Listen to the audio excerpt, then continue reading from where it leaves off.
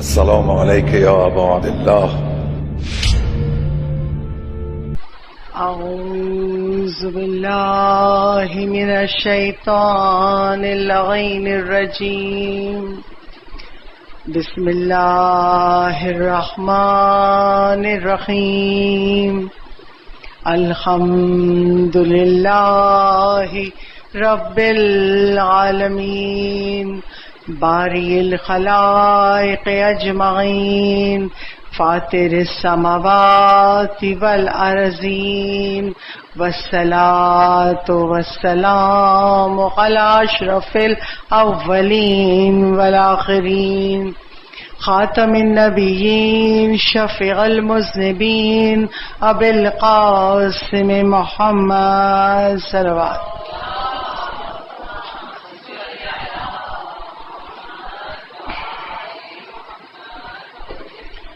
وعلى آلہ الطیبین الطاہرین المظلومین المعصومین ولعنۃ اللہ الدائمۃ الباقیہ وعلى أعدائهم وقتلتهم أجمعين من الآن إلى قيام يوم الدين. أما بعده فقد قال الله تبارك وتعالى في كتابه المجيد وفرقانه الحميد: إنما يريد الله ليذهب عنكم الرجس أهل البيت ويطهركم تطهيرا. صلوات.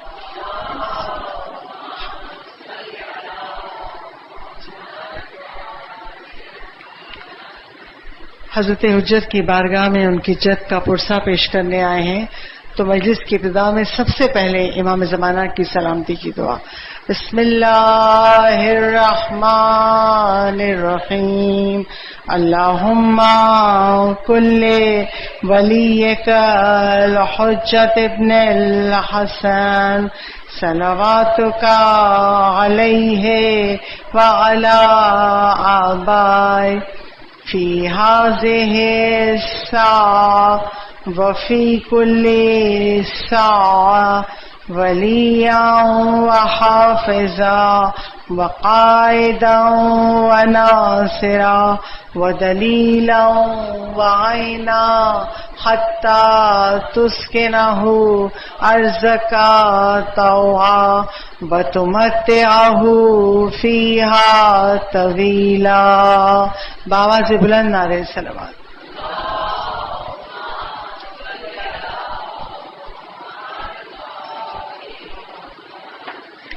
عظمت حدیث قصہ کے عنوان کے تحت اس عشر اول کی آج تیسری مجلس آپ کی سماعتوں کی نظر ہے، اور آج بھی مجلس کی ابتدا رب ذوالجلال کے بابرکت نام سے. تمام تر تعریفیں اور تمام تر حمد و ثنا اس خدائے بزرگ و برتر کے لیے ہے جو عالمین کو خلق کرنے والا بھی ہے اور عالمین کو پالنے والا بھی ہے. یہ جو کائنات چلا رہا ہے یہ رب ذوالجلال ہے، اور وہ رب ذوالجلال اپنے پورے تمام بندوں کے لیے ارحم الراحمین ہے، رحم کرنے والا ہے. اور ایسا رحم کرنے والا ہے کہ جو اس کا کلام ہے قرآن پاک، وہ کلام پاک بھی جو ہدایت کے لیے اترا وہ بھی اللہ کا فضل ہے ہم پر، اللہ کا کرم ہے ہم پر. اب وہ کلام پاک جو ہماری ہدایت کے لیے آیا مگر ہماری پریشانیاں حل کرتا ہے، ہمیں معنوی بلندی دیتا ہے، ہمیں روحانی پاکیزگی دیتا ہے. یعنی اللہ کا کلام ہے مگر اس سے ہمیں فائدے کتنے ہیں. اور میں روزانہ کی مجلس میں سورہ الحمد کا ایک ایک فائدہ آپ کے سامنے بیان کر رہی ہوں. سورہ الحمد وہ سورہ ہے، دیکھیے ایک بات تو بہرحال سب جانتے ہیں کہ گزشتہ امتوں کے جو گناہ تھے جن کے سبب سے عذاب آیا وہ اس امت پہ ہے. ہر امت کا گناہ ہی امت کر رہی ہے، مگر کیوں عذاب الہی سے بچی ہوئی ہے؟ حضرت حجت کا وجود ہے زمین پر. اللہ نے زمین کو عذاب سے بچا لیا حضرت حجت کی وجہ سے. اور کئی وجوہات ہیں، ایک وجہ یہ بھی ہے کہ رسول ختمی مرتبت احمد مجتبیٰ محمد مصطفیٰ صلی اللہ علیہ وآلہ وسلم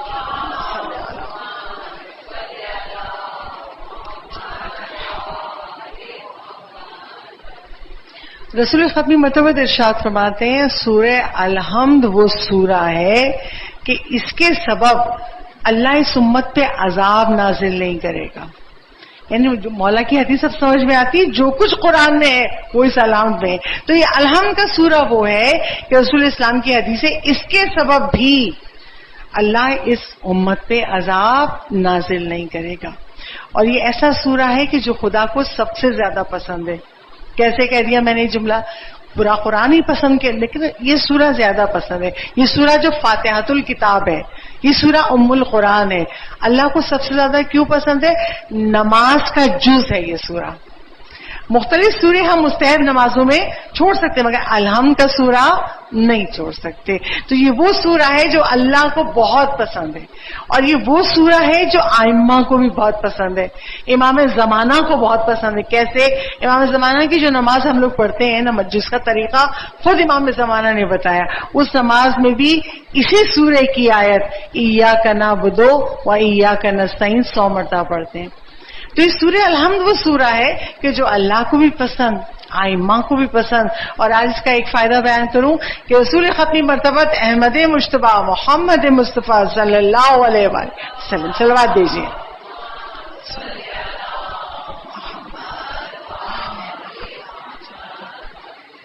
रसूल इस्लाम कहते हैं जो सूरह अलहम्द पढ़ेगा और सूरह अखलास पढ़ेगा, कुल अल्लाह का सूरा, जो सूरह अलहम्द और सूरह अखलास को पढ़ेगा, चाहे कितनी बार पढ़ेगा, कसरत से, जब भी आपके पास टाइम है, क्योंकि ये दो सूरत तो हमें ज़बानी ही आता है ना, काम करते हुए, फारिग बैठे हैं आप, तब कुछ भी जितना आप पढ़ेंगे तो क्या होगा? रसूल कहते हैं जो अलहम्द और सूरह अखलास का सूरा पढ़ेगा उसके घर से फ़िक्र और गुर्बत खत्म हो जाएगी, फ़िक्र और गुर्बत खत्म हो जाएगी और इतनी बरकत अल्लाह नाजिल करेगा कि वो बरकत इसके पड़ोस तक पहुंचेगी। यानी आप इस सूरे की अहमियत देखिए, पढ़ आप रहे हैं, आपके घर से गुर्बत दूर होगी, फक्र दूर होगा और इतनी बरकत अल्लाह नाजिल करेगा कि वो बरकत आपके पड़ोस के तक पहुंचेगी। यानी बरकतें वसी नाजिल करेगा परवरदिगार आलम। ये इस सूरे का आज अच्छा मैंने फायदा क्यों बयान किया? वो जमाना आ गया है, ये कोविड के बाद इतनी महंगाई है कि इंसान कमा कमा के थक जाए, खर्चात पूरे नहीं होते। हर एक से आप सोचिए शिकवा है कि खर्चा पूरा नहीं हो रहा। रसूल ने कहा है पढ़िए अलहम्द, पढ़िए सूरह अखलास, खुदा आपके घर से गुर्बत को भी खत्म कर देगा और आपके घर में बरकतों का नज़ूल करेगा। और जैसे कलाम इलाही का फायदा हम इंसानों को है, ऐसे ही कलाम मासूम का फायदा भी हम इंसानों को है। और इसीलिए मैं हदीस किस्सा के बारे में फजाइल बयान कर रही हूं कि हदीस किस्सा क्या है? मासूम का कौल है, जनाब सैयदा का कौल है। आए तथहीर कैसे नाजिल हुई थी, क्या माहौल था, जिब्राइल कैसे आए, रसूल ने क्या पूछा, जिब्राइल ने क्या जवाब दिया, आयत कैसे उतरी, आए तथहीर का शान नजूल है। और जब वो जनाब सैयदा ने बयान किया तो वो हदीस ना रही, हदीस किस्सा बन गई। हदीस किस्सा के फजाइल में मैं रोजाना एक मर्जे का बयान पेश कर रही। क्यों? लोग कहेंगे आप किसी और का बयान दे देती। नहीं, जब इमाम ज़माना ने हमको उलमा की तरफ मुतवज्जे होने को कहा है, हमारी गैबत में आलम की तरफ रुजू करो, तकलीद करो, जब इमाम ज़माना ने हमें उलमा तक पहुंचा दिया तो मैं आपके सामने उन्हीं मराजीन की राय पेश करूंगी। आज एक मर्जे, और इनका नाम तो आपने इतना सुना है मजलिसों में, इतना सुना है, और जो लोग नजफ की जियारत करके आए हैं, नजफ के कब्रिस्तान वादिउस्सलाम में जैसे ही आप दाखिल होते हैं उल्टे हाथ पे इनकी कब्र है। सैयद अली आका काजी, आका काजी वो है, रूहानियत में इतना बुलंद मकाम था, एक दफा नहीं, दो दफा नहीं, बारहा इमाम ज़माना की जियारत इनको मिलती थी। ये कहते थे मैं तो हैरत ज़दा हूं, इंसान उठे और सुबह अपने इमाम ज़माना को देख के सलाम ना करे। ये आका काजी का जुमला है। इतना तवस्सुल है इमाम ज़माना से। जब लोग इनके पास आते थे, अली आका काजी के पास, कि मौलाना साहब ये परेशानी है, ये तकलीफ है, तो अली आका काजी कहते थे हदीस किस्सा से तवस्सुल करो। हदीस किस्सा क्यों नहीं पढ़ते हो? पढ़ो हदीस किस्सा, पंजतन से तवस्सुल करो, अल्लाह तुम्हारी मुश्किल को हल कर देगा। और सैयद अली आका काजी जो है वो एक खास आदाब बताते थे कि जब हदीस किस्सा पढ़ो लोबान जला लिया करो। جب حدیث قصہ پڑھو تو لبان نہیں، عود ہے، عود بہت اچھی خوشبو ہے، عود جلا لیا کرو.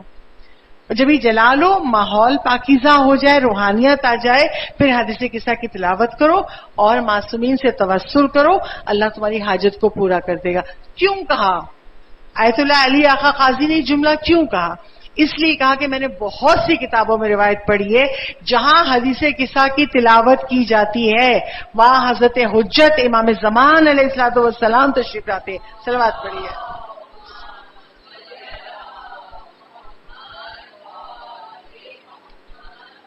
تو اب جس مقام پر حضرت حجت آئے، ماحول میں پاکیزگی ہونی چاہیے، خوشبو کا انتظام ہونا چاہیے، اور وہاں بیٹھ کے گریا سے توسل کرنا چاہیے.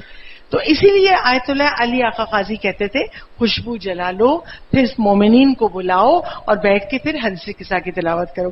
خصوصاً جتنے میں نے مراجعین کے اقوال پڑھے ہیں، میں نے خصوصاً ایک چیز دیکھی، مریضوں کی شفا یابی کے لیے کہا کیوں نہیں پڑھتے ہو، روز پڑھو حدیث قصہ، پڑھو اور معصومین سے توسل کرو، تمہاری حاجت پوری ہوگی. اور آج میں ایک ایسے ہی مریض کا واقعہ بیان کرتی ہوں. جو کتاب شرح حدیث قصہ سید مولانا علی افضل زیدی کی کتاب ہے، اس میں یہ واقعہ درج ہے. ایک ضعیف شخص تھا اور بہت بیمار تھا. اسے پتا تھا مجھے کینسر ہے. اچھا، جب جو تکلیف میں ہو، جو بیماری میں ہو تو کیا کرے گا؟ جب تکلیف بڑھتی نا، جاؤں ڈاکٹر کے پاس، شاید کوئی دوا دے دے، تکلیف میں آرام آ جائے. وہ ضعیف شخص بھی ایک ڈاکٹر کے پاس گیا اور کہا کہ میرا علاج کریں. ڈاکٹر نے ایکس رے لکھ کے دیا. اچھا، جس کتاب سے میں یہ روایت پڑھ رہی ہوں اس میں یہ نہیں بتایا تھا کہ اس کو کس چیز کا کینسر تھا. کینسر لکھا ہے، لیکن جو میں نے روایت پڑھی ڈاکٹر اس کو ایکس رے لکھا تو میں نے سمجھا شاید لنگس کا کینسر ہوگا، کیونکہ ایکس رے سے لنگس کا کینسر پتہ چل جاتا ہے. ڈاکٹر نے اس کو ایکس رے لکھ کے دیا، کہا یہ جاؤ اس کی رپورٹ لے کر آؤ. اب وہ مریض جو بہت دل ٹوٹا ہوا ہے، پتا ہے کہ مجھے کینسر ہے، وہ کہتا آپ مجھے بتاتے کیوں نہیں کہ مجھے کینسر ہے، مجھے بتاتے کیوں نہیں کہ میں کتنے دن زندہ رہوں گا. اب ڈاکٹر کہتے ہیں میں بتا دوں، پہلے رپورٹ تو آ جائے، جب رپورٹ آ جائے گی تو میں تم کو بتاؤں گا کیا مرض ہے تم کو. کیونکہ ڈاکٹرز جو اوتھ لیتے ہیں اس میں بھی بات ہوتی ہے کہ ایک دم پیشنٹ سے کوئی بات نہیں کہہ سکتے، کاؤنسلنگ کرتے ہیں اس کے بعد پیشنٹ کو بولتے ہیں. تو اب ڈاکٹر نے ایکس رے کا کہا ایکس رے رپورٹ تو آنے دو، پھر میں بتاؤں گا تمہیں کیا مرض ہے. ایکس رے رپورٹ آنے میں تھوڑی دیر تھی. وہ ضعیف شخص آ کے باہر بیٹھا، اب دل تو ٹوٹا ہوا تھا نا کہ میں کیا بچوں گا، اٹھ کے آ گیا، رپورٹ کا انتظار ہی نہیں کیا اور آ گیا اپنے گھر. اور گھر آ کے چند دن تک مسلسل حدیث قصہ پڑھتا رہا، اور حدیث قصہ پڑھنے کے بعد جناب سیدہ سے توسل کرتا رہا. دیکھیے آج ایک بات ہی میں نے 12 اس ممبر سے کی، میری اپنی آزمودہ ہے. یقین مانیے وہ چیزیں جو خدا نے مقدر میں نہیں لکھی ہوتی، اللہ بہتر جانتا ہے، اللہ حکمتوں والا ہے، اللہ ظالم نہیں ہے، عادل ہے. جو ہر ایک کو مرنا ہے، جو اللہ نے مقدر میں لکھ دی ہوتی اور نہیں دینی ہوتی، مگر اگر جناب سیدہ کا وسیلہ دے کر ان سے توسل کر کے مانگی جائے تو نہ دینے والی چیز بھی خدا دے دیتا ہے. وہ مریض ہی کہتا ہے میں نے چند دن مسلسل حدیث قصہ پڑھی اور جناب سیدہ سے توسل کیا، بیوی مجھے شفا دے دیجیے. اور ہوا کیا، وہ بالکل ٹھیک ہو گیا، وہ بالکل ٹھیک ہو گیا، کینسر ختم ہو گیا صرف حدیث قصہ کے توسل کی برکت سے. اچھا ادھر ڈاکٹر یہ سمجھا، ڈاکٹر نے جب ایگزامن کیا تھا ڈاکٹر سمجھ گیا تھا اس کو کینسر ہے، کیونکہ ساؤنڈ سنتے نا اسٹیتو سے تو ڈاکٹرز کو اس آواز سے پتہ چل جاتا ہے. ڈاکٹر سمجھ گیا تھا، مگر اس پیشنٹ کا کہ رپورٹ آ جائے تو بتاؤں. جب یہ نہیں پہنچا ڈاکٹر کے پاس، ڈاکٹر نے کہا ہو سکتا ہے مر گیا ہو، کینسر تو تھا ہی، مر گیا ہوگا اسی لیے میرے پاس نہیں آیا. ایک مقام پہ ایسا ہوا ڈاکٹر گیا، اس جگہ پہ یہ ضعیف آدمی بھی موجود تھا. اب ڈاکٹر دوڑ کے اس کے پاس گیا، کیسے ہیں آپ؟ میں بالکل ٹھیک ہوں. کہا آپ کو بیماری تھی نا، کیسے ہیں آپ؟ کہا میں بالکل ٹھیک ہوں. اب ڈاکٹر اس کی شکل دیکھ رہا ہے، اس کی صحت دیکھ رہا ہے، الحمدللہ چہرے پہ بیماری کے اثار نہیں. اس کا ہاتھ پکڑا کہ چلیے میرے ساتھ، لے کے ہاسپٹل میں آیا، ایکس رے کروایا. کہا بیٹھیے میرے پاس. آپ نے کس سے علاج کروایا؟ کہا ان سے علاج کروایا جو لا علاج کا علاج کر دیتے ہیں. اب جب رپورٹ آئی ڈاکٹر کے پاس تو کیونکہ دوبارہ ایکس رے کروایا تھا نا، رپورٹ آئی بالکل کلیئر، لنگس بالکل کلیئر ہے. اب وہ ڈاکٹر حیران، آپ نے کس سے علاج کرا لیا؟ مجھے اس ڈاکٹر کا پتا تو بتائیے، کینسر کا مرض ختم ہو چکا ہے ہی نہیں. رپورٹ میں ہے ہی نہیں. کہا میں تم سے تمہارے پاس سے جانے کے بعد مسلسل حدیث قصہ پڑھتا رہا, جناب سیدہ سے توسل کرتا رہا, اور شہزادی نے مجھے شفا دے دی, میں بالکل ٹھیک ہوں, میں ہاتھوں کو اٹھا کے دعا کرتی ہوں. بارہا جتنے اس وقت فرش عذاب پہ ہیں, جو مجلس سن رہا ہے, جس کے کان میں یہ آواز جا رہی ہے, جو اپنے جس مریض کے لیے پریشان ہے, خدایا اسے صحت کلی عطا فرما. تجھے جناب سیدہ کا واسطہ, ان کی عظمت و طہارت کی قسم ہے, تجھے ہر مریض کو شفا کلی عطا کر دے. عزاداران حسین مرض سے نجات پا جائیں, چاہے جسمانی مرض ہو چاہے روحانی مرض ہو, ہمیں ہر مرض سے شفا دے دیں. دعا کی قبولیت کے لیے بابا سے بلند صلوات پڑھیے.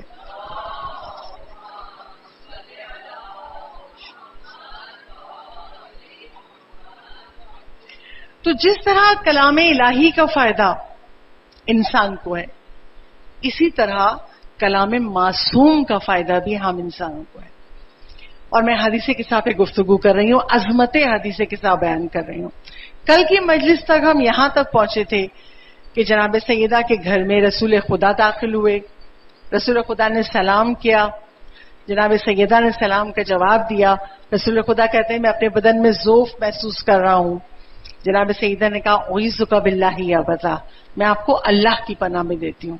اور پھر جناب سیدہ نے چادر یمانی اپنے بابا کو اڑا دی. ہم کل کی منزل تک مجلس میں یہاں تک پہنچ گئے تھے. آج جب بابا کو چادر اڑا دی تو جناب سیدہ کہتی وسر تو انظر الیہ ویزا وجہو یتلا لو کانہ البدر فی لیلۃ تمام ہی و کمال ہی. صلوات بھیجی بابا سے بلا.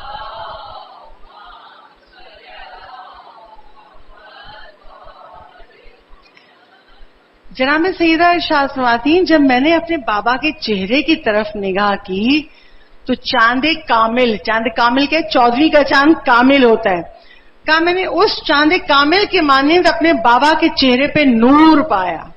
میرے بابا کا چہرہ نور سے تمتما رہا تھا. یعنی حدیث قصہ میں اگلا پیغام, ہمارے معصومین نورانی ہیں, اللہ نے ان کو نور سے خلق کیا ہے.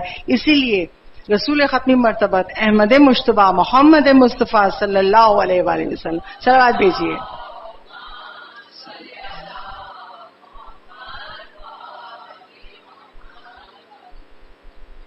رسول اسلام کہتے ہیں اللہ نے اپنے نور سے ہم 14 معصومین کو خلق کیا ہے.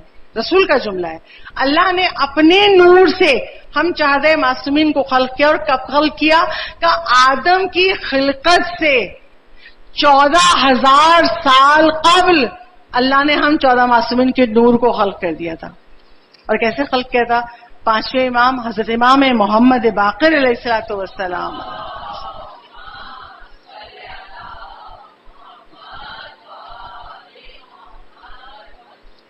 پانچویں امام کہتے ہیں اللہ نور ہے اور اللہ کے نور سے رسول نورانی ہے اور ہم ائمہ معصومین بھی نور ہیں. دیکھیے جو آیت ہے نا سورہ کہف کی, انا بشر مثلکم, میں تمہارے جیسا انسان ہوں, جو قرآن نہ سمجھ, دیکھیے قرآن بغیر اہل بیت کے سمجھ ہی نہیں سکتے. جنہوں نے اہل بیت کے بغیر قرآن سمجھا انہوں نے کہا رسول ہمارے طرح کے انسان نہیں, رسول ہماری طرح کے کس طرح کے بشری پیکر میں ہیں, مگر اللہ نے ان کو نور سے خلق کیا ہے. وہ نور ہم خاکی, تو یہ نورانی ہستیاں ہیں. اور پانچویں امام کہہ رہے ہیں اللہ بھی نور ہے, رسول بھی نور ہے اور ہم ائمہ معصومین بھی نور سے خلق ہوئے ہیں. اچھا آپ سورہ ایک قرآن کی آیت کا حوالہ دے دوں. قرآن پاک میں سورہ نور اور سورہ نور کی آیت نمبر 35. اچھا یہ بڑی آیت ہے. جب میں یہ شرح حدیث قصہ پڑھ رہی تھی تو میں نے بھی قرآن اٹھایا اور کھول کے دیکھا, بڑی طویل آیت ہے. اور اس آیت کے سینٹر میں ایک جملہ ہے نورن علی نور. اچھا ہم لوگ اس جملے کے بہت عادی ہیں, مجلسوں میں نعرے لگائے نورن علی نور, چشمے بد دور, علی کے دشمن دور, بلندتر صلوات بھیجیے, صلوات ایک مرتبہ.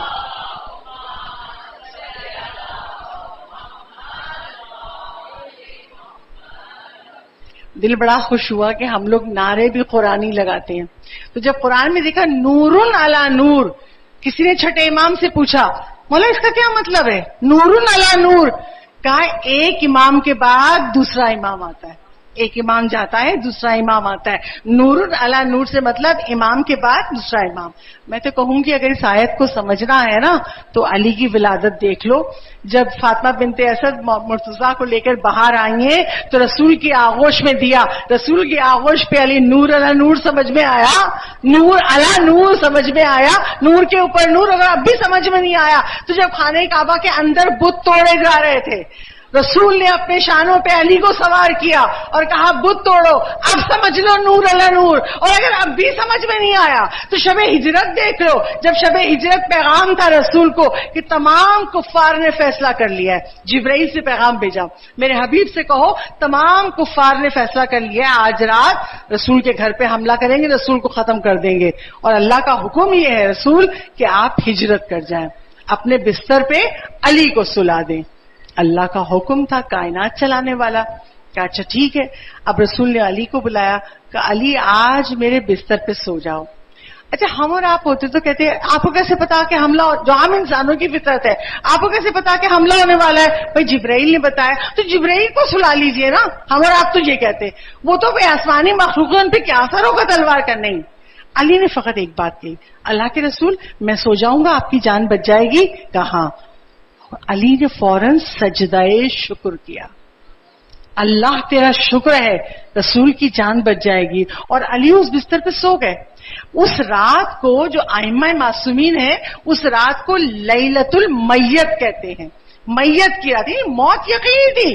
کیوں کہ رسول کے گھر کی دیواریں, اس زمانے کے گھر چھوٹے چھوٹے بنے مٹی کے, اور دیواریں اتنی چھوٹی تھی کہ باہر جو کفار مکہ نے گھر کو گھیرا ہوا تھا, تلواریں نکالی ہوئی تھی, تو وہ تلواروں کی نوک سب نظر آ رہی تھی گھر کے اندر سے. یقینی تھا کہ یہ حملہ کریں گے اور مار دیں گے. رسول سورہ یاسین کی آیتیں پڑھ کر مٹی ہاتھ میں لے کر پھینک کر کفار کے طرف اور کفار کے درمیان سے نکل گئے, پتہ نہیں چلا. آج لوگ کہتے ہیں کہاں امام زمانہ, کہاں آپ لوگ کہتے ہیں اتنے سال کیسے زندہ رہیں گے؟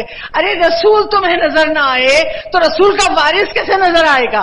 آج بھی امام زمانہ ہیں, اسی زمین پر ہیں, پردہ غیبت ہے, ہم ان کو نہیں پہچان پاتے. یہ رسول کی زندگی بتا رہی ہے. رسول گزر گئے, کفار نہیں پہچان پائے, نہیں سمجھ پائے, اور علی بستر پہ سو گئے.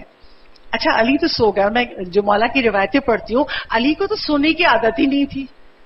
علی کو سونے کی عادت ہی نہیں تھی. رات کو بوریاں بھر بھر کے اناج کی, روٹیوں کی, غریبوں کے گھر پہ جا کے روٹیاں پہنچاتے تھے, اناج پہنچاتے تھے. تو جسے سونے کی عادت ہی نہ ہو وہ کیسے سو گیا؟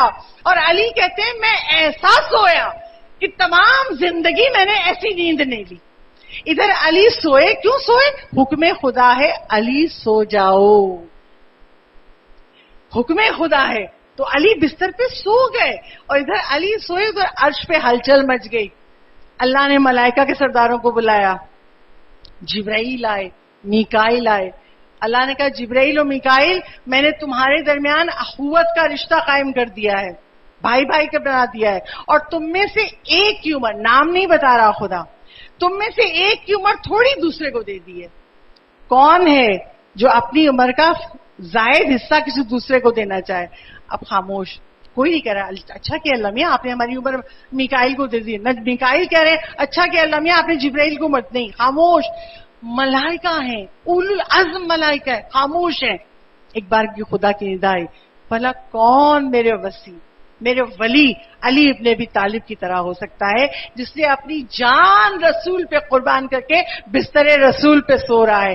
جاؤ ملائکہ, جا کے تمام رات علی کی حفاظت کرو. علی سو رہے ہیں, جبرائیل آئے, میکائیل آئے, علی کے پائتی بیٹھ گئے, اور جبرائیل نے کہنا شروع کیا بخن بخن من مثل کا یا علی ابن ابی طالب, مبارک ہو علی, کوئی کہاں آپ کی برابری کر سکتا ہے کہ عرش پہ خدا آپ کی تعریف کر رہا ہے, اور اللہ نے اپنی رضائیں آپ کو دے دی, آپ کا نفس خرید لیا. اچھا رات گزر گئی, صبح ہوئی, کفار داخل ہوئے, علی نے چادر کو ہٹایا تو وہ حیران ہے, ہم تو سمجھ رہے تھے کہ رسول سو رہے ہیں, یہ تو علی ہے.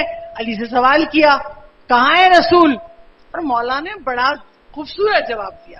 مولا جی کہتے میرے حوالے کر گئے تھے جو مجھ سے پوچھ رہے ہو, یہ کہہ کے مولا باہر نکل آئے.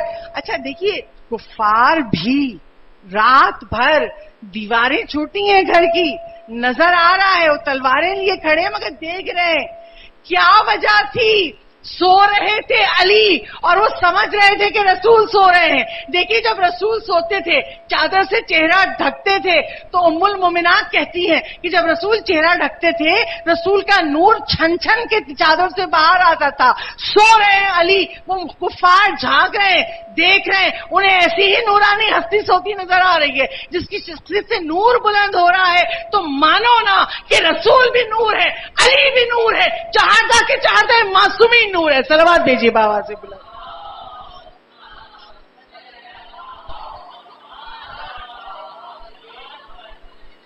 حدیث قصہ میں شہزادی نے ثبوت دے دیا ہم معصومین نور سے خلق ہوئے ہیں. اچھا اب شہزادی نے اگلا جملہ کہا فما کانت الا ساعتوں واذا بولدی الحسن. تھوڑی دیر گزری میرا بیٹا حسن گھر میں آیا اور آ کے کیا کہا السلام علیکی یا اماں, اماں آپ پر میرا سلام ہو. جناب سیدہ نے کیا کہا وعلیک السلام یا قرۃ عینی و ثمرۃ فؤادی. حدیث قصہ کا اگلا میسج بی بی دے رہی ہے بچوں سے کیسے بات کریں. ہم اور آپ بچوں کو میرے خیال میں سب سے زیادہ ہم لوگ گھر میں بچوں کو ڈانٹتے ہیں. کسی کا غصہ ہو بچوں پہ اترتا ہے. اور شہزادی کیا کہہ رہی ہے میرا بیٹا حسن داخل ہوا, مجھے سلام کیا اور شہزادی نے کہا وعلیک السلام یا قرۃ عینی و ثمرۃ فؤادی. اور عجیب بات یہ کہ جب امام حسین داخل ہوئے امام حسین نے بھی سلام کیا تو زہرا نے یہی جواب دیا یا قرۃ عینی و ثمرۃ فؤادی, اے میری آنکھوں کی ٹھنڈک, اے میرے میوائے دل. حدیث قصہ کا پیغام اپنے بچوں سے محبت کرو نا تو انصاف کے ساتھ. جو جواب ایک بیٹے کو دیا وہی جواب دوسرے بیٹے کو دیا. اور ہم اور آپ کیا کہتے ہیں انسان ہے, بشر ہے, ہم لوگ کیا کرتے ہیں جو بچہ زیادہ اوبیڈنٹ ہو قدرتی اس کی محبت زیادہ ہوتی ہے, اس سے بس ایک دفعہ کہو دوبارہ کہنا نہیں پڑتا. اور ایک بچہ ہے بیٹا کر لو, تھوڑی دیر بعد بیٹا کر لو, اچھا بھی کرتے ہیں نا امی کر دیں گے, بیٹا کر لو, پتا ہے 4-6 دفعہ کہیں گے تو تب سنے گا. تو جو ایک دفعہ میں بات مان رہا ہے اس سے ماں کو ایک زیادہ انسیت ہو جاتی ہے. معصومین یہ کہہ رہے ہیں اپنی محبت کا اظہار کرو انصاف کے ساتھ. کیوں؟ حضرت یعقوب نبی تھے, ان کے بیٹے حضرت یوسف بھی نبی تھے, مگر جو حضرت یوسف کو ان کے بھائیوں نے اندھے کنویں میں ڈالا قتل کرنے لے گئے تھے. کیوں؟ آپ جب سورہ یوسف پڑھے, میں کیونکہ سورہ یوسف پڑھا رہی ہوں مدرسے میں تو میرے ذہن میں وہ آیت آئی, تو کیا ہوتا ہے کہ ان کے بھائی کہتے ہیں ہم چاہتے ہیں یوسف کو مار دیں تاکہ ہمارے بابا ہم سے زیادہ محبت کریں. جب ہم محبت کے اظہار میں انصاف نہیں رکھتے تو بچوں کے درمیان حسد پیدا ہو جاتا ہے. اور جناب سیدہ اپنے چاہنے والوں کو یہی سکھا رہی ہیں بچوں سے محبت میں بھی انصاف رکھو. اور وہ کیوں رکھے انصاف؟ رسول ختم مرتبت احمد مشتبہ محمد مصطفیٰ صلی اللہ علیہ وسلم.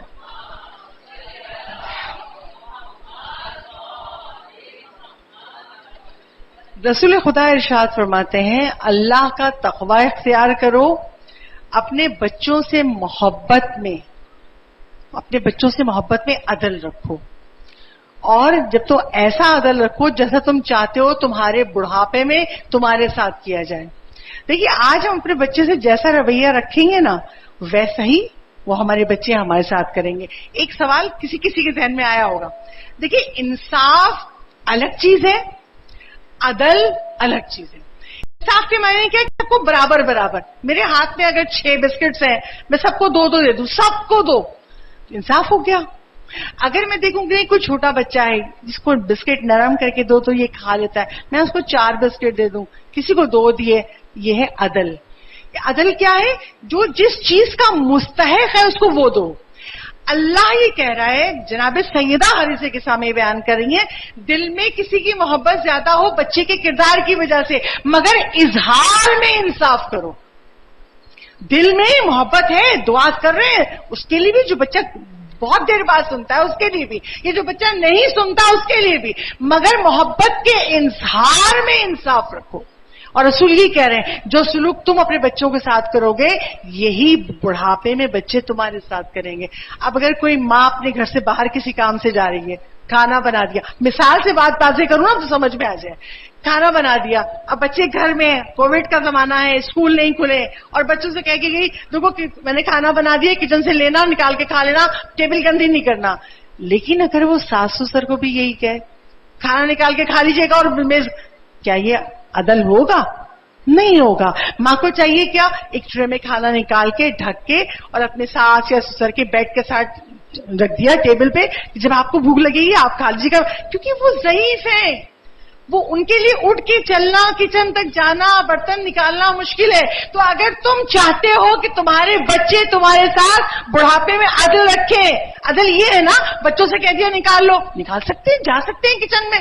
بزرگ کے لیے اٹھنا بیٹھنا چلنا مشکل ہے, تو ان سے کہا کہ ہم آپ کے لیے رکھے جا رہے ہیں. تو جیسا سلوک تم چاہتے ہو آج اپنے بچوں کو سے کرو گے, وہ بچے سیکھ جائیں گے, یہی سلوک تمہارے ساتھ ہوگا.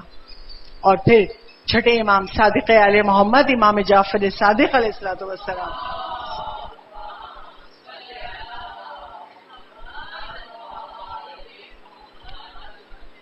چھٹے امام ارشاد فرماتے ہیں جو اپنے بچوں سے محبت اور الفت کا سلوک کرتا ہے اللہ کی رحمت اس کے ساتھ ساتھ ہوتی ہے.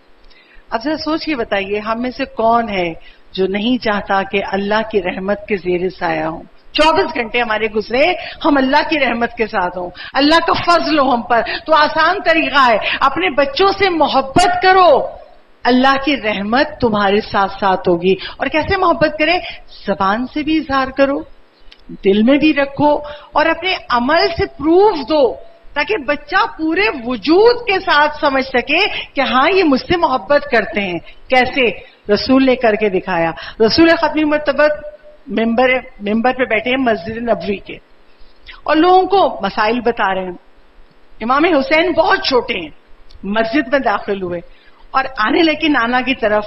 اب آپ کو پتا ہے عربی لباس پوری ابا ہوتی پہنی ہوئی ہے. ایک بار کی امام حسین کا پیر ابا میں الجھا, اس سے پہلے کہ امام حسین گرتے رسول ممبر سے اترے, دوڑتے ہوئے جا کے امام حسین کو پکڑ لیا.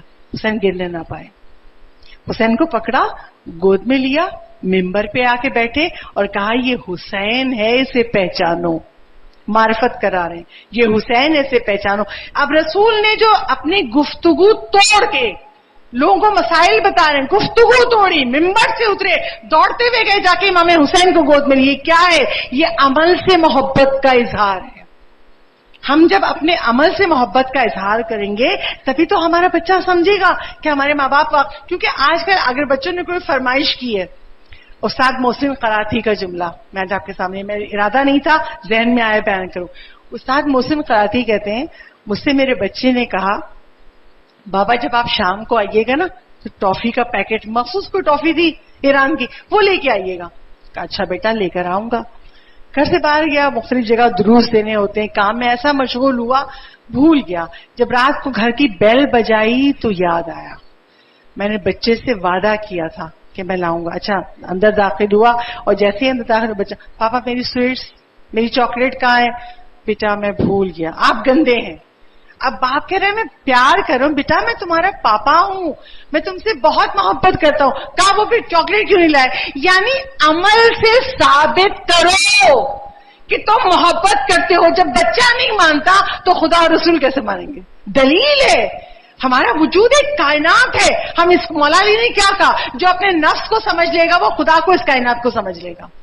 تو عمل سے ثابت کرو. جناب سیدہ حدیث قصہ میں یہی پیغام دے رہی ہیں, جب تم کہو کہ بچے کو میری آنکھوں کی ٹھنڈک, میرے میوائے دل. ہم اور آپ کیا کہتے ہیں, بچہ اسکول سے آئے السلام علیکم, وعلیکم السلام, جاؤ کپڑے تو اور ہم آرڈر دینا شروع. ہم کیا کہتے ہیں اتنی ٹینشن کی زندگی ہے, ہمارے پاس یہ ٹائم نہیں ہے سارے لارے لپے کرنے کے لیے. ہم ماؤں کے جواب ہے. اور جناب سیدہ کہتی ہے اگر ہمارے ماننے والے ہو تو ہم سے سیکھو زندگی کیسے گزارتے ہیں. آج اگر تم محبت کا اظہار کر کے سلام کا جواب دے دو گی, یہ بچہ کبھی تمہیں سلام کرنا نہیں بھولے گا. ورنہ جب یہ بچے جوان ہوتے ہیں, شادیاں ہوتی ہیں, ایک ہی گھر ہے اور گھر میں آئے اپنی بیوی کے پاس, بچوں کے پاس ہے, ماں اسی گھر میں 2 دن ملاقات نہیں ہوتی. صبح بچہ آفس چلا گیا, رات کو آیا تو ماں سو چکی. کیوں؟ ہم نے تربیت میں کوتاہی کی ہے. بچوں کو میٹھا کر کے, زبان میٹھی رکھو اپنے بچوں سے اور اس کو میٹھا کر کے جواب دو. اور کیسے تو اب آج کووڈ کا زمانہ ہے. میں ایک آخری مثال دے دوں. کووڈ کا زمانہ ہے. جب کووڈ کا زمانہ ہے مجالس میں نہیں جا رہے. پہلے مائیں بچوں کو اٹھا کے آتی تھی اور ہم نے ایک بڑی غلط چیز جو اپنے بچوں میں ڈال دی ہے, ہم لوگوں میں نہیں تھی, ہماری امائیں ہماری دادیاں ہم کو پکڑ کے لے جاتی تھیں, بیٹھو سنو چپ خاموش مجلس ہو رہی ہے. اور ہمارے پاس جنریشن آئی اس نے کیا کیا, ایک تھیلی میں بہت سارے چپس کے پیکٹ بسکٹ کے پیکٹ رکھے اور بچے کے سامنے وہ تھیلی رکھ دی. اب جب مجلس ختم ہوئی ماں اٹھی, بچے نے وہ ساری چیزیں کھا کے کچرا پھینکا. اب مجھ سے امام بارگاہوں کے منتظمین کہتے ہیں مجلس ختم ہونے کے بعد ہم اتنا کچرا اٹھواتے ہیں. احترام کسائی نہیں ہے, احترام فرش ازائی نہیں ہے کہ جس فرش ازا پہ ملائکہ اپنے پر ملنا چاہیں ہم خود اس فرش کو گندا کر کے اٹھتے ہیں. اب کووڈ کا زمانہ ہے, اب تو مجلسوں میں جانا بھی نہیں ہو رہا. اب ہم عورتوں کو کیا چاہیے, اپنے بچوں میں سے ڈیوٹیز لگا دیا. 3-4 بچے 2 بچے ڈیوٹی لگے, بیٹا تمہارا کام ہے مجلس ریکارڈنگ آتی ہے یوٹیوب پہ ہم سنتے ہیں یا زوم پہ سنتے ہیں, تم یہ کرو کہ تم چادر ایک پاک چادر نکالو, ضروری نہیں سیاہ ہو, کوئی بھی چادر ہے تم بچھا دو. کیوں؟ فرش ازا بچ گیا. ایک بچے کی ڈیوٹی لگا دی. ایک سے کہا بیٹا اگربتی جلانا تمہارا کام ہے. ایک بچے سے کہا دیکھو زمین پر یہاں ٹیبل رکھو اور اس پہ ایک پانی کا گلاس یا ڈھک کے رکھو, یہ جگ کے ساتھ پانی گلاس, کسی کو پیاس لگی ہو تو پانی پلانا. مجلس ختم ہو جائے, کسی بچے نے کہا میں اپنی پاکٹ منی سے آج تبرک بانٹوں گا, یا آپ نے تبرک لا کے دیا, اس کی ذمہ داری لگا دی. مجلس ختم ہو جائے تو سب کے ہاتھوں میں تبرک میں شفا ہے, مرض کا علاج ہے کہ سب کو تبرک دینا. اچھا, اور جب یہ بچے کر لیں ہماری ذمہ داری کیا ہے, بچے کا ماتھا چومنا, بچے کو دعا دینا. دیکھو آج میرے بیٹے نے دیکھو فرش ازا بچائی. آج دوسرے بچے کو پیار کرنا, دیکھو ماحول کتنا نورانی ہو گیا تھا, تم نے اگربتی جلائی. اور دیکھو اس نے پانی رکھ کے, دادی کو درمیان میں کھانسی ہوئی تھی نا, تم نے پانی دیا. آپ جتنا اپریشیٹ کریں گے, جناب سیدہ حدیث قصہ سے یہی سکھا رہی ہیں, اپنے بچوں سے محبت کرنے کا سلیقہ سیکھو ہم سے, ان کو اپریشیٹ کرو. یہ بچوں کی زندگی سے کبھی نہیں نکلے گا. جو بچے اپنے دادا یا بابا کے ساتھ نماز پڑھنے جاتے ہیں, دیکھیں ہم اپنے بچے کا ایڈمیشن کراتے ہیں مونٹیسری میں, تو کیا بچے کو پہلے دن پتا ہوتا ہے استاد کا رتبہ کیا ہے, کلاس میں ڈسپلن کیسے رہنا چاہیے, کیسے بیٹھنا چاہیے, کچھ نہیں پتا ہوتا. بچہ روتا پیٹتا گیا, بابا چھوڑ کے چلے گئے, ماما چھوڑ کے چلی گئی, اور ٹیچر اس کو بٹھا رہی ہے, کچھ رائم سکھا رہی ہے. آہستہ آہستہ وہ عادت سے سیکھتا ہے. استاد کا مرتبہ یہ ہے, استاد کے سامنے زیادہ نہیں بولنا ہے, بیگ سے ایسے کتابیں نکالنی, سب کچھ آہستہ آہستہ, یہاں تک کہ وہ یونیورسٹی تک پہنچ جاتا ہے. تو ہم دین میں یہ کیوں نہیں کرتے؟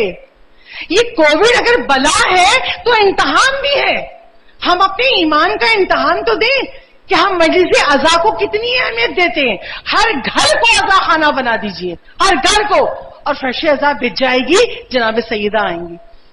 اور جو بچے جاتے ہیں اپنے دادا اور بابا کے ساتھ نماز پڑھنے, چھوٹے چھوٹے بچے, اور جب جاتے ہیں انہیں پتا نہیں ہوتا رکوع کیا ہے, سجود کیا ہے, کیا پڑھتے نہیں. جیسے دادا کھڑے ہو رہے ہیں کھڑے ہو گئے, جیسے جھک رہے ہیں جھک گئے, جیسے سجدہ کیا کر لیا, کچھ نہیں پتا. آہستہ آہستہ وہ سیکھتے ہیں کیا پڑھ رہے ہیں, اور پھر نماز کی ایسی معرفت ملتی ہے کہ ساری زندگی نماز نہیں چھوٹتی. اگر ہم یہ بات حدیث قصہ سے سیکھ لیں, ہماری زندگیاں ویسی بن جائیں جیسے امام چاہتے ہیں. اچھا دیکھیے, اسلام نے ہر چیز کا سلیقہ سکھایا ہے. اب کوئی سوچے اپنے چھوٹے سے 1.5-2 سال کے بچے کو لے کے چلا جاؤ مسجد, کیا کرنا ہے؟ شریعت محمدی کیا کہتی ہے, چھوٹی سی روایت سن لیجئے پھر مصائب کی منزل. محقق ہلی بہت بڑے عالم, یہ عالم مسجد میں درس دیا کرتے تھے, درس دے رہے تھے, دیکھا بہت چھوٹے چھوٹے بچے مسجد میں آ گئے, درس روکا, اپنے شاگردوں سے کہا بچوں کو مسجد سے باہر نکالو. بہت چھوٹے بچے. دیکھیں اسلام میں اگر آپ بہت چھوٹے بچے, میں آج کی زبان میں بولوں, جو پوٹی ٹرین نہیں ہوتے, جن کو پیشاب پخانہ نکل جائے پتہ نہیں چلتا, ایسے بچوں کو مسجد میں لے جانا مکروہ ہے. اور جو بچے سمجھدار ہیں ان کو مسجد میں لے جانا مستحب ہے. اب محقق ہلی نے اپنا درس روکا اور اپنے ایک شاگرد سے کہا بچوں کو مسجد سے باہر نکالو. بہت چھوٹے بچے تھے, پوٹی ٹرین بھی نہیں ہوں گے, نکال دیا. سوئے رات کو, خواب میں امام زمان آئے, اور امام زمان کہتے ہیں ہلی تم نے بچوں کو مسجد سے کیوں نہیں نکالا؟ ابھی امام نے سوال کیا, آنکھ کھل گئی.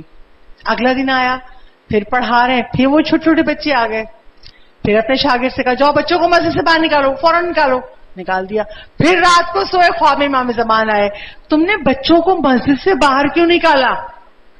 تیسرا دن آیا، پھر پڑھا رہے ہیں، پھر بچے آئے، پھر نکال دیا. جب تیسرے دن امام زمان آئے تو ہلی وہ کہتے ہیں مولا آپ آتے رہیں گے، پوچھتے رہیں گے، میں نکالتا رہوں گا، اس لیے کہ میں اسلام کا اصول کیسے پلٹ دوں؟ یہ دین جو 12 اماموں کی امانت ہے، 1,24,000 انبیاء کی امانت ہے، اگر میں اپنے خواب کو حجت بنا لوں تو دین کا اصول بدل دوں تو پھر کتنے جھوٹے خواب دینے والے آ جائیں گے اور وہ دین کا تہس نہس کر دیں گے. میں دین کو بچانا چاہتا ہوں. اسی وقت امام زمان نے خواب میں کہا انتا محقق، تم امتحان میں کامیاب ہو گئے، تم محقق ہو. اس لیے ان کا نام تھا محقق ہلی. تو اسلام نے ہمیں سب بتایا ہے، بشرطے ہم اسلام سے سیکھیں، اپنی ماں باپ کی دعائیں لیں. اچھا یہ اجر کیا ہے؟ ایک آخری چیز دیکھیں، میں تو ہمیشہ کہتی ہوں، شاید آپ لوگوں کو لفظ اچھا نہ لگے، میں کہتی ہوں ہم انسان بہت لالچی ہیں. کیسے؟ اللہ نے ہر عمل کا ثواب رکھا. باتھ روم میں جاؤ تو یہ پاؤں کو پہلے رکھو، لباس پہنو تو یہ رکھو، ٹوائلٹ میں جاؤ تو یہ پڑھو، گھر کے باہر نکلو تو یہ پڑھو، نئے لباس، یعنی ہر چیز پہ اللہ نے اجر و ثواب رکھا. یہ کرو گے تو یہ ثواب ملے گا، یہ کرو گے تو اتنا اجر و ثواب ہے. تو یہ بچوں سے محبت سے بات کرنے کا کیا ثواب ہے؟ آج کل کی مائیں جو مجلس سن رہی ہو کہیں گی اتنی ٹینشن، اتنے ساس سسر کے جھمیلے، اور ہم کہاں سے مٹھاس اپنے منہ میں لائیں کہ بچوں سے میٹھا بات کریں. اب جو میں اجر بتا رہی ہوں نا، اس کے بعد آپ کے منہ سے شیرینی گھلے گی. اجر کیا ہے؟ صادق آل محمد امام جعفر صادق علیہ الصلوۃ والسلام.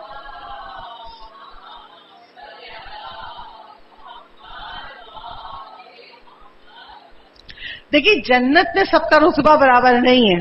ہاں، جس کے جیسے اعمال ہوں گے اس کو ویسا رتبہ ملے گا. چھٹے امام کہتے ہیں اپنے بچوں کو بوسہ دیا کرو، کس کیا کرو، حق کیا کرو. اور جب بچوں کو بوسہ لوگے پیشانی پہ تو تمہاری جنت میں ایک درجہ بڑھ جائے گا، ایک درجہ بڑھ جائے گا. اور پھر امام کہتے ہیں جنت کے ایک درجے سے دوسرے درجے تک 500 سال کا فاصلہ ہے. اور 500 سال یہاں کے بھی نہیں، عرش کے.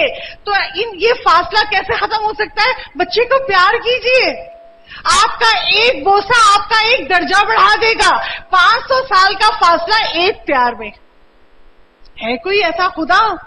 ہے کوئی رب ذوالجلال جیسا جو زندگی اور آخرت بھی اتنی آسان کر دے؟ اپنے بچے کو محبت سے پیار کرو، جنت پہ ایک درجہ بڑھتا جائے گا. اور ماں کی دعا، ماں کا پیار، ماں کی دعا انسان کو کیا کیا عطا کر دیتی ہے. روایت پڑھ لیجئے اور مسائل کے مزے کا سنا دوں آپ کو روایت. محمد علی ترمذی، ترمذ میں رہنے والا ایک شخص محمد علی ترمذی جوان تھا. اسے بہت شوق تھا عالم دین بننے کا، میں علم سیکھوں، علم حاصل کروں. باپ زندہ نہیں تھا، صرف ماں تھی. اب جب اپنے شہر سے باہر جانا چاہا کہ جا کے میں علم دین حاصل کروں تو ماں نے منع کیا. تم مجھے چھوڑ کے جا رہے ہو، میرا کون ہے؟ باپ بھی تمہارا زندہ نہیں ہے، میرے کام کون کرے گا؟ ماں بہت بضد ہوئی. اس کے ساتھ دوست بھی جا رہے تھے، دوست چلے گئے اور یہ رونے لگا. اب تو میں جاہل رہ جاؤں گا. اب اماں نے مجھے جانے نہیں دیا. کیا کیا؟ اپنے باپ کی قبر پہ آیا اور اپنے دل کا بوجھ ہلکا کرنے. اور بابا مجھے اماں نے جانے نہیں دیا. اماں کہتی میرا کام کون کرے گا؟ میرے پاس کون ہے؟ تم ایک واحد اولاد ہو میری، اور میں نہیں جا سکا بابا، میں تو اب جاہل رہ جاؤں گا، میرے دوست عالم دین بن کر آئیں گے. ابھی یہ بول ہی رہے تھے کہ ایک بزرگ نورانی شخصیت قریب آئے. کیوں رو رہے ہو؟ کہا میں علم سیکھنے نہیں جا سکا. مت پریشان ہو، میں تم کو پڑھاؤں گا. اور وہ بزرگ ہستی روز آنے لگے، پڑھانے لگے. اور یہ اپنی اماں کا بھی کام کرتا ہے، اماں کے لیے لکڑیاں کاٹ کے لے جاتا ہے، اماں کی جو ماں کہتی ہے وہ ہیلپ کرتا ہے، اور ماں دعائیں دیتی ہے. ماں بھی راضی اور اس کی علم کی پیاس بھی بجھ رہی ہے. کچھ عرصے تک یہ اسی طرح علم سیکھتا رہا. وہ بزرگ آتے تھے اور اس کو علم سکھا کے چلے جاتے تھے. ایک دن ایسا ہوا جو دوست عالم دین بننے گئے تھے وہ پلٹ کے شہر میں آئے اور اسی کے پاس آئے اور آ کے کہا ہمیں اس مسئلے کا حل بتاؤ. اب یہ حیران، پڑھنے تم گئے تھے، عالم دین تم بن کر آئے ہو اور مجھ سے پوچھ رہے ہو. میں تو تمہارے ساتھ گیا بھی نہیں. کہا ہاں اس لیے پوچھ رہے ہیں. جب ہم نے یہ مسئلہ اپنے استاد سے پوچھا تو ہمارے استاد نے کہا ترمذ میں ایک جوان رہتا ہے وہ اس مسئلے کا جواب دے گا اور وہ جوان تم ہو, اس مسئلے کا جواب دو. اب محمد علی ترمذی کو یہ مسئلہ بڑا آسان تھا, اس نے جواب دے دیا اور وہ دوست چلے گئے. اب یہ حیران, یہ جو وہاں سے سیکھ کے آئے یہ مجھ سے پوچھنے آئے. اگلا دن آیا وہی بزرگ آئے, کہا آپ کون ہیں جو مجھے روز پڑھانے آتے ہیں؟ کہا یہ مت پوچھو کہ میں کون ہوں, میں جو کچھ بھی ہوں تمہاری ماں کی دعاؤں کے سبب تمہیں توفیق علم مل رہی ہے. جب تم ماں کا کام کرتے تھے نا, ماں ہاتھوں کو اٹھا کے دعا دیتی ہے اللہ میرے بچے کو علم عطا کر دے. میں خضر ہوں, اللہ نے جناب موسیٰ کو خضر کے پاس بھیجا تھا, اولو العزم نبی کو, کہ جاؤ موسیٰ خضر سے سیکھو. اور اللہ ایک مومن کے لیے جو ماں کا خیال رکھتا ہے اس خضر کو بھیجا اس کے پاس, اور جناب خضر نے پڑھایا. کہا میں کل سے نہیں آؤں گا, تم کو پڑھا دیا. کہا میں آپ کو دیکھنا چاہوں گا, آپ استاد ہیں. کہا نیک کام کرتے رہو گے مجھے دیکھ لو گے. تو ماں کی دعا ہے انسان کو وہ کچھ دلا دیتی ہے جو اس کے مقدر میں بھی نہیں ہوتا. اور یہ ماں ہی کا احترام ہے کہ جب حضرت حر نے امام حسین کی گھوڑے کی لگام کو پکڑا تو امام حسین نے کیا کہا تھا, تیری ماں تیرے ماتم میں بیٹھے. ایسا نہیں کہ امام حسین اس کی توہین کر رہے تھے, نہیں, امام جانتے تھے یہ شہدائے کربلا میں ہے, امام اس کو بیدار کر رہے تھے. جب امام نے کہا تیری ماں تیرے ماتم میں بیٹھے تو حر نے کیا کہا تھا, حسین ابن علی, اگر یہ جملہ کوئی اور کہتا تو ہم عرب اس کا اسی طرح جواب دیتے, مگر حسین آپ کی ماں تو فاطمہ زہرا ہے جو سیدۃ النساء العالمین ہے. حسین دنیا کو دکھانا چاہتے تھے میری ماں کا احترام حر کے دل میں ہے. اور اسی لیے جب شب عاشور آئی ساری رات حر تڑپ رہے ہیں. کیوں تڑپ رہے ہیں؟ امام حسین کے خیموں سے چھوٹے چھوٹے بچے صدا دے رہے ہیں, التش التش, ہائے پیاس, 3 دن کی پیاس کربلا کی صحرا میں. بچے تڑپ تڑپ کے رو رہے ہیں اور ادھر حر تڑپ رہے ہیں. نہ میں مولا کو گھیر کے لاتا, نہ مولا کے بچوں پہ یہ وقت آتا کہ پیاس سے رو رہے ہیں, تڑپ رہے ہیں حر, ساری رات بے چین ہے. عمر سعد کے پاس گئے, اے عمر سعد کیا کل جنگ ہوگی؟ عمر سعد کہتا ہے صبح ایسی جنگ ہوگی کہ سر کٹ کے گریں گے, بازو کٹ کٹ کے گریں گے, ایسی جنگ ہوگی. اب حر عمر سعد کے پاس سے پلٹے اور تڑپ رہے ہیں, کانپ رہے ہیں. ایک سپاہی نے کہا اگر مجھ سے کوئی پوچھتا سب سے زیادہ بہادر کون ہے تو میں حر تیرا نام لیتا, مگر کیا ہوا حر, تو 72 سے ڈر گیا, تو کانپ رہا ہے؟ کہا اس لیے کانپ رہا ہوں میں خود کو جنت و جہنم کے درمیان پاتا ہوں, یہاں رہ گیا تو جہنم میں جاؤں گا, اور اگر حسین کی طرف چلا گیا تو جنت میری منزل ہوگی. اب حر نے فیصلہ کیا اس لشکر قوی کو چھوڑتا ہوں, حسین کے قدموں پہ جا کے اپنے گناہوں کی معافی مانگتا ہوں. اے حر آپ کا شکریہ, آپ نے ہم گناہگاروں کو سلیقہ سکھا دیا کہ توبہ کیسے کرتے ہیں. حر اٹھے, گھوڑے پہ سوار ہوئے, گھوڑا چند قدم چلا تھا, حر کا بیٹا پیچھے سے آیا, علی بن حر, بابا کہاں جا رہے ہیں؟ کہا بیٹا میں گناہگار ہوں, میں ہی حسین کو گھیر کے لایا تھا, میں مولا کے حضور اپنے گناہ کی معافی مانگنے جا رہا ہوں, میں جنت کی طرف جا رہا ہوں. بیٹا کہتا ہے جب جنت کی طرف جا رہے ہیں تو مجھے چھوڑ کے جا رہے ہیں, بابا مجھے بھی ساتھ لے کے چلے. حر کا بیٹا علی ابن حر باپ کے ساتھ ہو گیا. چلتے چلتے جب یہ قیام حسین کے قریب پہنچے نا تو حر گھوڑے سے اترا اور بیٹے سے کہا بیٹا رومال سے میرے ہاتھ باندھ دو. بیٹے نے رومال سے ہاتھ باندھ دیے. اب باپ نے کہا بیٹا ابا کا دامن میرے چہرے پہ ڈال دو, میں اپنا گناہگار چہرہ لے کے حسین کے سامنے جانا نہیں چاہتا. چہرے کو ڈھک دیا, ہاتھ بندھے ہوئے, حر زمین پہ چل رہا ہے. چلتے چلتے ایک بار حر کے کانوں میں آواز آئی اللہ اکبر. اب حر نے پوچھا بیٹا تم نے تکبیر کیوں کہی؟ کہا بابا خیام حسینی سے حسین کے اصحاب استقبال کے لیے آ رہے. مولا حسین نے اپنے ساتھیوں سے کہا تھا جاؤ میرا مہمان آ رہا ہے, اس کا استقبال کرو, مولا کے اصحاب بڑھ رہے. چلتے چلتے ایک بار کی پھر حر کے بیٹے نے کہا اللہ اکبر. حر نے پوچھا بیٹا کیوں تکبیر کہی؟ کہا بابا اب حسین کے خیمے سے علمدار حسینی عباس علمدار آ رہے ہیں استقبال کے لیے. ان کی آنکھوں سے آنسو جاری ہوئے. حسین نے اپنے بھائی کو بھیجا ہے جاؤ میرے مہمان کا استقبال کرو. مولا ہم گناہگار ہیں مگر جب برزخی زندگی میں آئیں گے مولا ہم نے حضور سے سیکھا ہے آپ کی زبان ہے مولا ہماری شفاعت کیجیے گا. عزاداروں جب حر نے سنا کہ عباس آ رہے حر دوڑتے ہوئے گئے اور امام حسین کے قدموں پہ سر رکھ دیا. امام حسین کہتے ہیں حر سر اٹھاؤ سر اٹھاؤ. کہا نہیں مولا میں گناہگار ہوں میں ہی آپ کو گھیر کے یہاں تک لایا تھا. مولا کیا میرے گناہ کی معافی ہو سکتی ہے؟ جب تک آپ معاف نہیں کریں گے میرا سر نہیں اٹھے گا. امام حسین نے کہا حر میں نے بھی تجھ کو معاف کیا میرے خدا نے بھی تجھ کو معاف کیا تیری ماں نے تیرا نام بڑا اچھا رکھا ہے. حر آزاد تو گناہوں سے آزاد ہو گیا. حر نے سر اٹھایا سر اٹھا کے دیکھتا ہے امام حسین کی آنکھوں سے آنسو بہ رہے ہیں. کہ مولا رو کیوں رہے ہیں؟ کہا حر اس لیے رو رہا ہوں کل جب تو دشمن بن کے آیا تھا تو میں نے حق مہمانی ادا کیا تھا تجھے پانی پلایا تھا مگر آج حسین اتنا غریب ہو گیا کہ آج تو مہمان بن کے آیا ہے میرے خیمے میں ایک قطرہ پانی نہیں ہے کہ میں ایک گھونٹ پانی سے تیری مہمان نوازی کر سکوں تیری خاطر کر سکوں.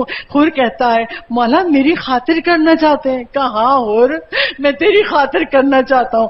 حر کہتے ہیں مولا میں آپ پہ قربان ہونے آیا ہوں اگر مجھے خوش کرنا چاہتے ہیں میری خاطر کرنا چاہتے ہیں میرے بیٹے کو پہلے مرنے کی اجازت دے دیجیے. امام حسین خاموش ہیں. حر آج تو قربانی کا دن ہے جا میں نے تیرے بیٹے کو اجازت دی. حر نے اپنے بیٹے کو بازو پکڑ کے گھوڑے پہ سوار کیا اور بیٹے کے کانوں کے قریب اپنا چہرہ کیا اور بیٹے سے کہا بیٹا ایسا جہاد کرنا کہ میرے گناہ بخشوا دینا میرے گناہوں کی مجھے معافی مل جائے. عزادار حر کا بیٹا مقتل میں گیا بڑی جانفشانی سے لڑا. لڑتے لڑتے ایک مرتبہ لشکر یزید سے آواز بلند ہوئی یہ ہمیں چھوڑ کر گئے تھے نا انہیں گھیر کے مارو. اب تیر و تبر چلتے ہیں نیزے چلتے ہیں. جب حر کا بیٹا زخموں کی تاب نہ لا سکا گھوڑے سے گرا تو باپ کو آواز دی بابا ادرکنی. عزاداروں جب فرش عزا پہ حسین کو پرزا دیا کرو تو دعا کیا کرو کسی ضعیف باپ کو خدا جوان کا نہ دکھائے. جب بیٹا گرا ہے صدا دی ہے حر کھڑے ہو گئے کمر کو تھاما. حسین کہتے حر کہاں جا رہے؟ کہ مولا میرے بیٹے نے پکارا ہے وقت آخر ہے بیٹے کے پاس جانا چاہتا ہوں. حسین کہتے نہیں حر تم نہیں جاؤ گے میں جاؤں گا. ارے جوان بیٹے کے لاشے پہ ضعیف باپ نہیں جاتے. امام حسین گئے حر کے بیٹے کا لاشا اٹھا کے لائے. میں ہاتھ جوڑ کے آقا حسین سے کہوں گی مولا حر کے بیٹے کا لاشا تو اٹھا لیا مگر تھوڑی دیر کے بعد علی اکبر کے سینے پہ برچھی لگے گی علی اکبر گرے گا کوئی نہ ہوگا حسین جو آپ کو روکے. ارے حسین انہی ہاتھوں پر علی اکبر کا لاشا اٹھا کے لائیں گے.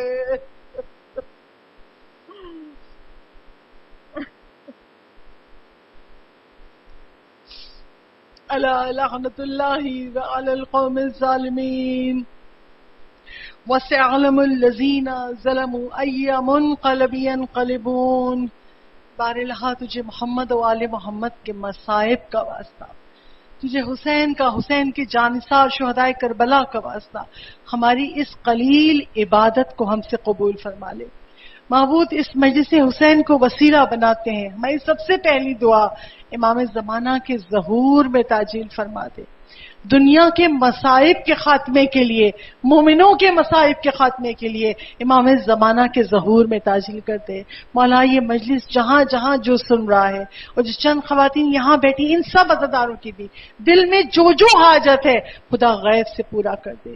جو بیمار ہو اسے حسین کی بیمار بیٹی فاطمہ صغرا کا واسطہ شفائے کلی عطا فرما دے۔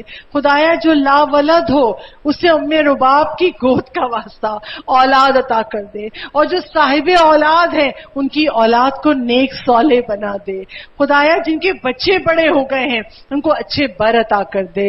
ہم کو ہمارے ماں باپ کی زینت بنا، ہماری اولاد کو ہماری دنیا اور آخرت کی زینت بنا۔ معبود جن کے گھر میں رزق کی تنگی ہے ان کے رزق میں برکت دے دے۔ معبود جو متمنی حج و زیارات ہیں انہیں حج و زیارات سے مشرف فرما۔ بار اللہ اس عزاداری امام حسین کی حفاظت فرما، ہمارے آئمہ کے روضوں کی حفاظت فرما۔ بار اللہ ملک پاکستان کی آزادی کی حفاظت فرما۔ پاک پروردگار جب امام زمانہ ظہور فرمائیں گے اور صدا دیں گے تو صدا پر لبیک کہنے والوں میں ہم سب عزادار آگے آگے ہوں، اور مولا ہماری لبیک کو قبول فرمائیں۔ ربنا تقبل منا انک انت السمیع العلیم۔